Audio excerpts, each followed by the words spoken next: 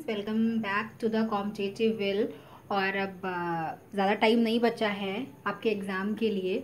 मैं यहाँ पे कुछ प्रैक्टिस क्वेश्चन लेकर आई हूँ। आई नो थोड़ा सा लेट वीडियो हो गए, मतलब कि मैं जल्दी जल्दी वीडियोस नहीं ला पाई, थोड़ा सा टाइम शॉर्टेज की वजह से ऐसा हुआ।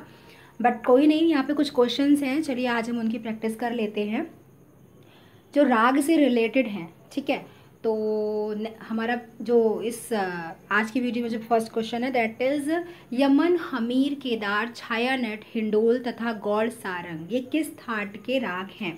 तो योर आंसर विल बी, क्या आंसर होगा यहाँ पर आपका? Your answer, the correct answer will be Kalyan. ठीक है, सोहनी, भटियार, ललित, पूरिया ये किस थाट के राग हैं? तो सोहनी हो गया, भटियार हो गया, ये जो सारे राग हैं ये मारवा थाट के हैं। उसके बाद राग आनंद भैरव, अहीर भैरव, गौड़ मल्हार और छाया नट, जयजयवंती किस जाति के राग हैं? तो ये आपके संपूर्ण जाति के राग हैं। उसके बाद खमाज, चंद्रकांत, जौनपुरी, तिलक कामोद एवं नंद रागों की जाति क्या है? तो इन नंद रागों की जाति है आपकी यहाँ पर षाडव संपूर्ण। ऑप्शन नंबर जो घा है वो करेक्ट हो जाएगा। हाँ, ऑप्शन नंबर घा करेक्ट हो जाएगा। नेक्स्ट क्वेश्चन है निम्नांकित रागों के वादी संवादी स्वर कौन से हैं? अरज है, अहीर भैरव, आभोगी, कान्हड़ा, गौरव कल्याण, गौड़ मल्हार, जोगिया। तो इनके आपको वादी संवादी बताने हैं और इनके वादी संवादी यहाँ पर आ जाएगा ऑप्शन नंबर घा, दैट इज मा और सा। उसके बाद हम पढ़ते हैं जयजयवंती, तिलक कामोद, त्रिवेणी, दरबारी, कान्हा, देश, नारायणी और वृंदावनी सारंग रागों के वादी एवं संवादी स्वर क्या है? तो यहाँ पर आंसर हो जाएगा रे और पा। आगे बढ़ते हैं निम्नलिखित रागों के आरोह एवं अवरोह में कौन कौन से स्वर वर्जित है? आभोगी और आभोगी कान्हा, इनके आरोह और अवरोह में कौन से स्वर वर्जित हैं? तो आंसर हो जाएगा पानी। राग जैत, जैत कल्याण, देशकार, पहाड़ी, भूपाल तोड़ी, भूपाली एवं रेवा के आरोह एवं अवरोह में कौन सा स्वर वर्जित है? तो वो वर्जित है मा और नी। उसके बाद हम बात करते हैं निम्नांकित रागों का गायन समय क्या है? अलैया बिलावल, अहीर भैरव, आभोगी, गोपी बसंत, जोगिया और विभास। इनका आपको गायन समय बताना है, तो इनका गायन समय है प्रातःकाल। नेक्स्ट आते हैं राग आभोगी कांडा, कलावती, चंद्रकौंस, चंपाकली, दरबारी कांडा का गायन काल क्या है? तो इनका गायन काल है मध्य रात्रि। उसके बाद आते हैं निम्नांकित में से कौन सा राग जो है वो रात्रि के प्रथम प्रहर में गाया बजाया जाता है? काफी, केदार, कामोद या तोड़ी। इन चारों में से कौन सा करेक्ट आंसर है, यानी कि कौन सा राग है जो रात्रि के प्रथम प्रहर में गाया बजाया जाता है? तो आंसर विल बी केदार। राग केदार जो है वो रात्रि के प्रथम प्रहर में गाया बजाया जाता है। उसके बाद आगे बढ़ते हैं हम शुद्ध कल्याण, मालगुंजी, पटदीप, बहार आदि ऐसे राग हैं जिनका निर्माण दो या दो से अधिक शुद्ध रागों के मिश्रण से हुआ है। बताएं कि यह निम्नलिखित में से किस श्रेणी के राग है? शुद्ध राग है, छायालग है, संकीर्ण है या फिर वक्र राग है? तो correct answer will be Chhayalag. Next आ जाते हैं ठुमरी गायन के अधिकांश राग किस वर्ग के अंतर्गत आते हैं? शुद्ध, संकीर्ण, मिश्रित या फिर छायालग? तो द करेक्ट आंसर इज संकीर्ण। आगे बढ़ते हैं भैरव, रामकली, जोगिया, परज, कलिंगड़ा आदि किस काल के गाए जाने वाले राग हैं? मतलब कि इनका जो गायन समय है या इनको हम क्या बोलेंगे? तो हम इनको प्रातःकालीन संधि प्रकाश राग बोलेंगे, क्योंकि ये प्रातःकालीन संधि प्रकाश में गाए जाते हैं। कौन कौन से राग? भैरव है, रामकली, जोगिया, परज, कलिंगड़ा, ये। ठीक है, आगे बढ़ते हैं पूर्वी, मारवा, पूरिया, घनाश्री एवं श्री आदि राग किस काल के राग हैं? तो the correct answer will B गा, सायंकालीन संधि प्रकाश राग है। अब हम आते हैं नेक्स्ट क्वेश्चन पर, दैट इज ऐसे राग जो ऐसे समय में गाए बजाए जाते हैं जब एक थाट का समय जिससे वे उत्पन्न होते हैं समाप्त होने को होता है तथा दूसरे थाट के रागों का समय जिनमें वे प्रवेश करते हैं आरंभ हो जाता है। तो ये किस काल के राग है? संधि प्रकाश राग है, रात्रिकालीन राग है, प्रातःकालीन राग है या फिर परमेल प्रवेशक राग है? तो ये परमेल प्रवेशक राग होते हैं, क्योंकि वो एक जो है वो थाट का अंत हो रहा है और वो दूसरे राग में प्रवेश कर रहे हैं, तो उसे हम परमेल प्रवेशक राग बोलते हैं। जयजयवंती तथा मारवा किस काल के राग हैं? तो जयजयवंती और मारवा जो है वो परमेल प्रवेशक राग ही कहलाए जाएंगे। उसके बाद हम बात करते हैं आध्यात्मिक उपलब्धियों के निमित्त गंधर्वों द्वारा गाए जाने वाले शास्त्रीय संगीत को प्राचीन काल में क्या कहा जाता था। तो इसे कहा जाता था मार्गी संगीत। हम मार्गी संगीत और देशी संगीत को पढ़ चुके हैं अच्छे से, और this is the time for our revision. तो हमें अपने रिवीजन पर, क्वेश्चन प्रैक्टिस पर ज़्यादा ध्यान देना है। तो नेक्स्ट क्वेश्चन है कि मार्गी संगीत के विपरीत जनमन रंजन हेतु नियमों के बंधन से शिथिल स्थानीयता एवं लोक रुचि के अनुकूल गाए जाने वाले शास्त्र क्या कहा जाता है। तो उसको हम जानते हैं कि उसको हम देशी संगीत कहते हैं। It is the definition of देसी संगीत एंड मार्गी संगीत। नेक्स्ट क्वेश्चन इज कि स्वर विस्तार करते हुए जिन रागों को जिन स्वरों को राग में बार बार दर्शाया जाता है, उन स्वरों को उस राग विशेष में क्या कहा जाता है। तो उन स्वरों को राग विशेष में बहुत्व कहा जाता है, क्योंकि उसका यूज ज़्यादा किया जा रहा है।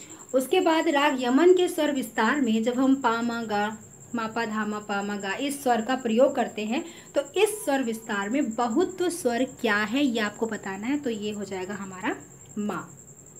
नेक्स्ट क्वेश्चन, किसी राग विशेष का स्वर विस्तार करते हुए किसी स्वर का उस राग में उस स्वर के वर्जित न होने के कारण जब हम प्रयोग तो करते हैं, परंतु अल्प महत्ता दर्शाने के लिए उस स्वर का ना तो बार बार प्रयोग करते हैं और ना ही उस पर ठहराव करते हैं, तो उस स्वर विशेष का, उस राग विशेष में हम उसे क्या मानते हैं। तो उसे हम अल्पत्व कहते हैं। मतलब कि अगर हम शॉर्ट में देखें तो जिसका हम बहुत कम यूज़ करते हैं। ठीक है। नेक्स्ट क्वेश्चन है, राग भैरव के ऋषभ तथा धैवत को, राग भैरव में जो रे और धा यूज़ किया जाता है, अगर हम उसको शुद्ध कर दे तो कौन सा राग बनेगा? खमाज, बिलावल, यमन या फिर काफी। तो करेक्ट आंसर इज बिलावल राग बन जाएगा। उसके बाद राग यमन के तीव्र मध्यम को हटाकर शुद्ध मध्यम का प्रयोग करने पर किस राग की उत्पत्ति हो जाएगी? तो ये भी हमारा हो जाएगा बिलावल। नेक्स्ट आते हैं, राग भैरवी के रे तथा पा हटा देने पर किस राग की उत्पत्ति होती है? अगर हम राग भैरवी है उसमें रे और पा को हटा दें तो कौन से राग की उत्पत्ति हो जाएगी? मालकोश। नेक्स्ट क्वेश्चन, राग भैरव के गंधार और निषाद को अगर शुद्ध की जगह कोमल कर दिया जाए तो किस राग की उत्पत्ति होती है? तो यहाँ पर हमारी हो जाएगी भैरवी राग की उत्पत्ति। नेक्स्ट क्वेश्चन, वृंदावनी सारंग के आरोह में शुद्ध निषाद की जगह अगर कोमल धैवत लगा दिया जाए तो किस राग का आरोह बन जाएगा? तो बन जाएगा आसावरी। राग मालकोश के निषाद को यानी नी को जब शुद्ध किया जाए तो कौन सा राग बन जाएगा? हम अच्छे से जानते हैं कौन सा राग बन जाएगा, वो बन जाएगा चंद्रकोश। नेक्स्ट पे आते हैं, राग भिन्न षडज के माँ को यदि तीव्र माँ कर दिया जाए तो किस राग की उत्पत्ति होगी? तो यहाँ पर कौन से राग की उत्पत्ति हो जाएगी? वो हो जाएगी indole. Next question, just a minute, okay, हाँ। नेक्स्ट क्वेश्चन, यदि मालकोश के स्वरों में पंचम को जोड़ दिया जाए, मालकोश के जो स्वर हैं हम पा वर्जित होता है, अगर पंचम को जोड़ दिया जाए तो किस राग की रचना होगी? तो यहाँ पर जिस राग की रचना होगी वो होगी गोपिका वसंत।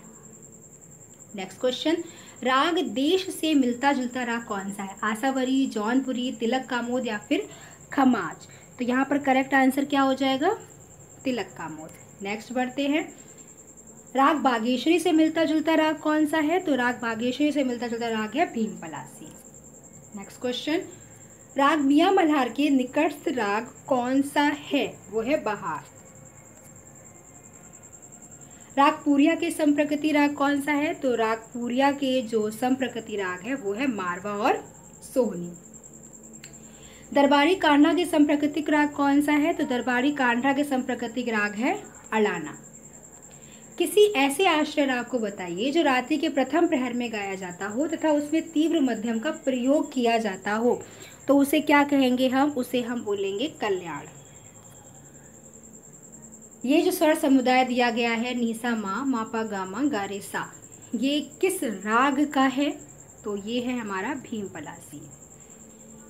उसके बाद नेक्स्ट क्वेश्चन, कलिंगड़ा और रामकली से मिलता जुलता राग कौन सा है? भैरव, भैरवी, तोड़ी या फिर पूर्वी। तो यहाँ पर ऑप्शन हो जाएगा तोड़ी। तोड़ी जो है वो रामकली और कलिंगड़ा से मिलता जुलता राग है। नेक्स्ट क्वेश्चन, हाँ यहाँ पे तोड़ी हो जाएगा। नेक्स्ट क्वेश्चन, रे गा रे सा नी सा धा नी रे किस राग की स्वर संगति है? तो ये है जयजयवंती की। ठीक है, इसके बाद हम बात कर लेते हैं, वह कौन सा राग है जिसमें दोनों गंधार और दोनों निषाद का प्रयोग होता है? जयजयवंती, देश, विभाग या फिर दरबारी कालना? तो जयजयवंती है वो राग है जिसमें दोनों गंधार और दोनों निषाद का प्रयोग किया जाता है। भैरव ठाट जन्य कौन सा राग है जिसमें गंधार स्वर बिल्कुल वर्ज्य है किंतु आरोह में निषाद भी वर्ज्य है? साथ ही इस राग में अधिकतर ठुमरी गाई जाती है। तो ये कौन सा है? दिस इज जोगिया।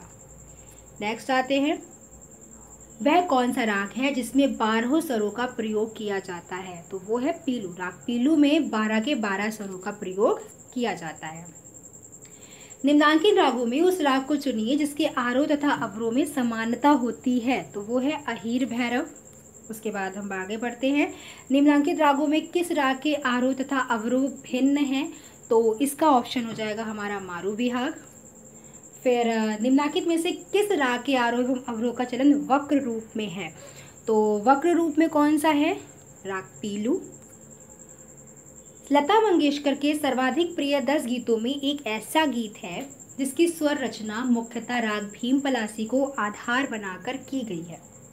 गीत के प्रारंभ तथा बीच बीच में राग पीलू के स्वरों का भी प्रयोग हुआ है और इस गीत का शीर्षक क्या है? एरी मैं तो प्रेम दीवानी। तो आपको ये आइडेंटिफाई करना है कि जो ये सॉन्ग है वो किस मूवी का है? नौबहार, गृहस्थी, छाया या फिर आशीर्वाद? तो correct answer will B Naubahar. ये जो है नौबहार मूवी से लिया गया है। नेक्स्ट क्वेश्चन, फिल्म बैजू बावरा का गीत मोहे भूल गए सावरिया किस राग पर आधारित है? तो इसका आंसर आपका क्या हो जाएगा? राग भैरव। ये राग भैरव पर आधारित है। फिल्म चोरी चोरी का प्रसिद्ध गीत रसिक बलमा हाय दिल जो Lata Mangeshkar. So your next question is, film Chori Chori का प्रसिद्ध गीत रसिक बलमा हाय दिल जो लता मंगेशकर के द्वारा गाया गया है किस राग पर आधारित है? तो ये आधारित है शुद्ध कल्याण पर। उसके बाद फिल्म बसंत बहार के अधिकांश गीत शास्त्रीय रागों पर आधारित है। इस फिल्म का एक गीत केतकी, गुलाब, जूही, चंपक, वन फूले, बसंत और बसंत बहार रागों के आधार पर निर्मित की गई तथा एक परंपरागत शास्त्रीय बंदिश का अनुसरण किया गया है।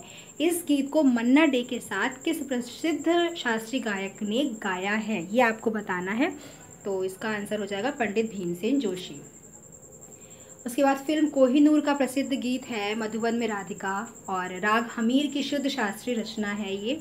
इस गीत के अंत में तान का कठिन व स्पष्ट रूप जो है स्पष्ट प्रयोग किया गया है। तो इस गीत के गायक कौन है? ये आपको बताना है। तो इस गीत के गायक हो जाएंगे मोहम्मद रफ़ी साहब। चलिए आगे बढ़ते हैं, कैसे दिन बीते कैसी बीती रतिया, ये जो फिल्म है अनुराधा का लता मंगेशकर द्वारा गाया ये राग है, ये जो सॉन्ग है ये राग झंझोटी पर आधारित गीत है और इस गीत के जो संगीतकार हैं वो कौन है ये आपको बताना है। तो इस गीत के संगीतकार हैं पंडित रविशंकर। राग अहीर भैरव के आकर्षक स्वरों में निबद्ध पूछो न कैसे मैंने रैन बिताई गीत मेरी सूरत तेरी आंखें, ये फिल्म का है। इस गीत को मन्ना डे ने बहुत ही भावानुकूल ढंग से गाया है। इस गीत के गीतकार कौन है? तो इस गीत के गीतकार है शैलेंद्र। आफ्टर दैट काहे तरसाए जीरा, ये जो गीत उषा मंगेशकर एवं आशा भोसले के द्वारा गाया गया फिल्म चित्रलेखा का है। ये किस राग पर आधारित है? तो ये आधारित है कलावती पर। आफ्टर दैट फिल्म बरखा बहार का गीत छम छम छम रुत बरसे एक ऐसा गीत है जिसे दक्षिण भारतीय संगीत में प्रचलित राग चारुकेशी की कर्णप्रिय धुन के अंतर्गत बांधा गया है और इस गीत के पार्श्व संगीत में सरोद का मंद सप्तक में प्रयोग बहुत ही चमत्कारिक ढंग से किया गया है। इस गीत के संगीतकार कौन है? कुल मिला के आपको फिल्म बरखा बहार का गीत जो ये है छम छम छम रुत बरसे इसके संगीतकार बताने हैं। तो इसके संगीतकार आपके यहाँ पर हो जाएंगे लक्ष्मीकांत प्यारेलाल। उसके बाद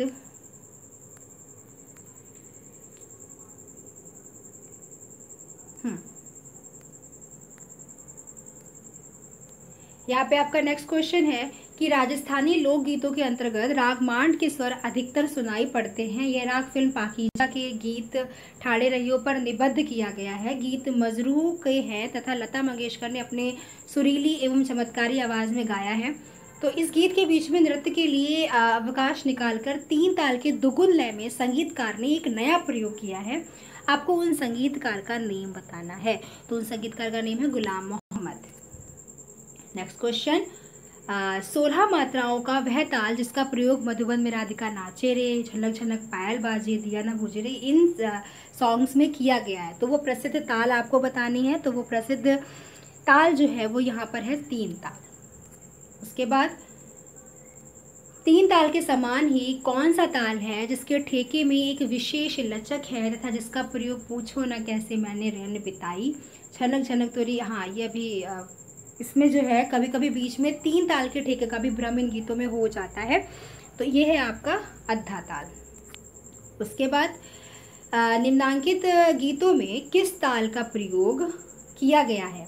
भय भंजना वंदना सुन हमारी, आंसू भरी है ये जीवन की राहें। तो इसका करेक्ट आंसर हो जाएगा झपटा।